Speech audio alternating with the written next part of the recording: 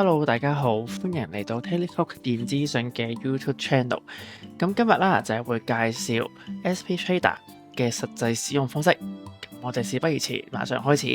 咁其實你開咗 SP Trader 之後咧，就會有呢一堆咁樣嘅指示俾出現咗啦。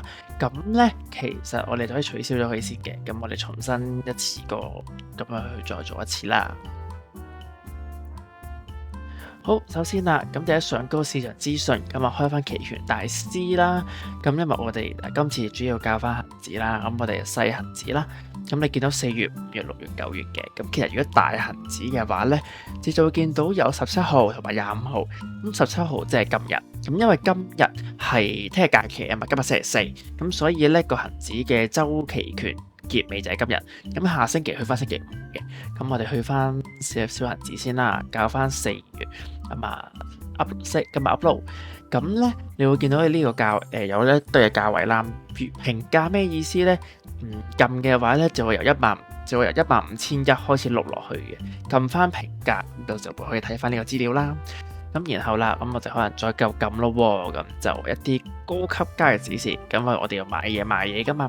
咁然後戶口啦，戶口資料，咁我就有幾多錢咁樣啦。咁啊係啦，留意翻呢個係一個 demo 嘅戶口啦，所以就好多錢。咁然之後就要 set 翻個時鐘啦。咁因為我哋都要即係炒股，最緊要睇翻我哋個鐘數，去睇翻而家幾點鐘，點樣去炒嘅。咁一個就係叫做圖表 SP 圖表分析。咁我哋咧都要睇翻究竟我哋恒指嗰個圖表係幾多噶嘛，即係而家咁樣噶嘛。咁我哋就可以睇翻而家啦。咁而家就21,420點咁樣啦。咁右鍵就可以 set 唔同嘅嘢嘅，例如一啲風格啦、顏色啦、窗口設定啦、陰陽燭啊咁樣嗰啲啦。咁啊撳咗佢就會鎖定咗佢先嘅。咁然之後啦，仲有啲咩要開呢？咁我哋首先就要開一個叫做價格深度。咁然後咧就再開多一個就叫做再開多一個就叫做價格資訊咁樣嘅。咁呢兩個咩嚟嘅咧？咁舉個例子，因為而家咧你就望到恒指啦，大概係21,400佢跌緊少少啦，21,400咁樣啦。咁可能我睇佢，我想留個嘢喎，覺得佢開市會跌嘅咁樣啦，因為始終佢今年年口跌，咁都跌咗差唔多成3000點，咁佢喺21,500頂住咗，佢上唔到噶啦。咁我覺得佢個假期翻嚟都會跌嘅，咁啊可能睇21,200啦。咁啊右邊就沽出啦，左邊就係認購啦。咁右鍵新增至價格資訊，咁你就會望到喺頭先嘅價格資訊咧有一張嘅 put 擺咗喺度噶啦。咁頭先嗰個價格深度係咩嚟嘅咧？咁啊啲位到時即係你自己開咗啦，咁就可以隨意去調動嘅。價格深度啦，咁我就可以開翻就例如，咁就係例如輸入翻產品啦。咁呢一個係叫做 MHI 2120P 咁樣啦。咁你就會見到而家咧其實我個買入價即係 B1 就買入啦，咁啊係366，賣出係373，咁就可以俾你望到大概而家嗰個買入賣出個價錢同埋幾多張喺度排緊隊咁樣咯。咁其實調翻轉啦，你可以望到，你可以留意到一樣嘢，就係如果佢咧呢一度同呢一個咧其實係好相似嘅。你會見到112啊嘛，咁366就係佢嘅買入價，跟住373就係佢賣出價咁樣嘅。咁除此之外啦，我都驚佢可能會突然之間升喎，咁啊點算呢？咁可能我買一張2100㗎啦，就即係一個 call 一個 put 咁樣啦。咁所以咧，你喺價格資訊度，咁你就會見到你就會見到有2張咁樣嘅。咁狀況暫停喎，因為佢而家已經12:01啦，所以佢又做唔到啲咩嘢住咁樣啦，咁唔緊要嘅，我哋可以照做。咁啦，咁如果我想買一張呢一啲嘅話咧，其實我撳2撳，咁咧啱先嗰個嘅係啦呢個位置，我出嚟先係啦，你撳2撳，咁咧你就會見到咧呢一度咧就有一張嘅自己度啦。咁然後你喺個第二度再撳一撳個 call，咁就會變咗做 call，就會有一張嘢喺度噶啦。咁你可以點樣去做咧？咁其實嗱，因為之前咧我自己試過一次，咁如果咁係咁嘅話，既然我哋就用第二個啦，試第二個啦，因為呢個我哋試過啦。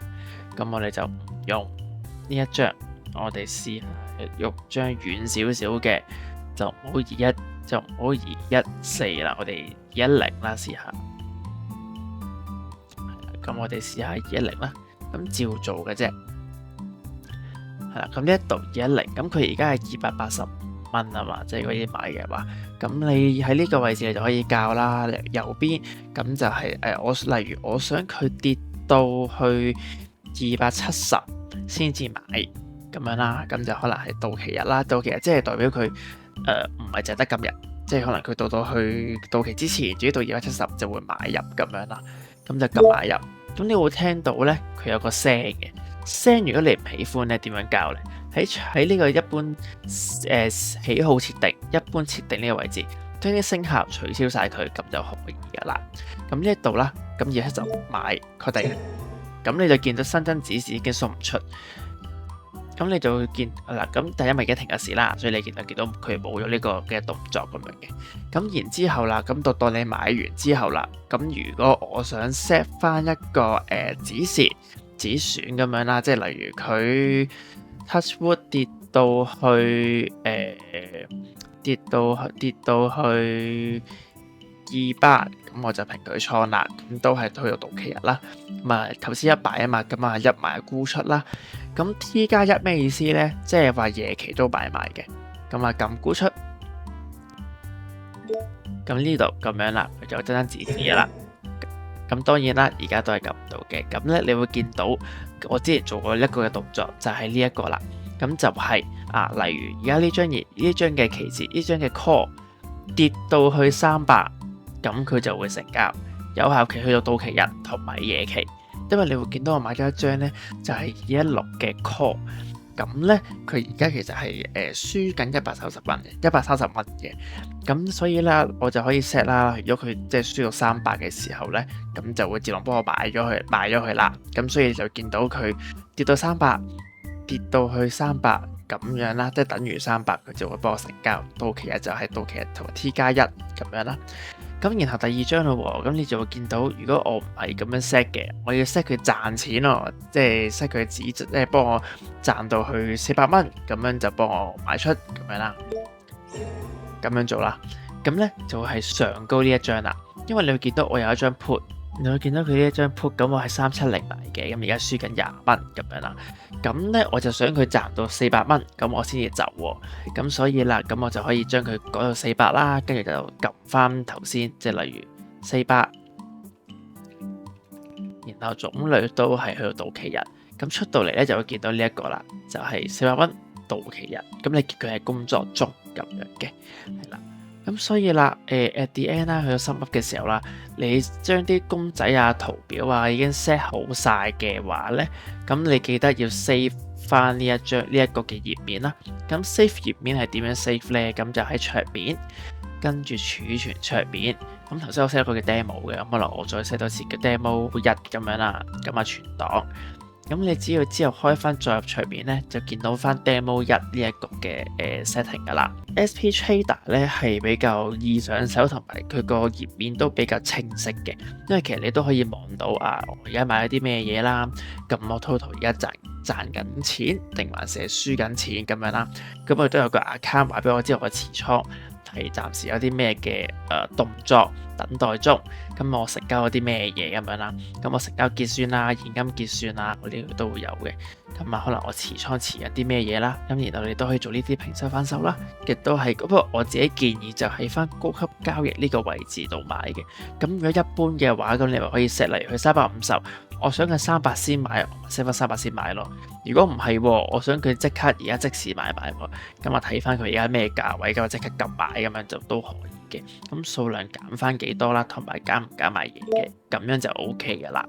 喺富昌啦個網站啦，咁佢都有一系列嘅簡介，咁亦都可以詳細介紹翻入邊每一個嘅功能啦。咁只不過今次嘅話就一個好簡單嘅 demonstration，咁就教大家點樣去使用呢個 SP Trader，咁就去做一個嘅恆指交易咁樣嘅。咁我哋今日係咁多先，我哋下次再見，拜拜。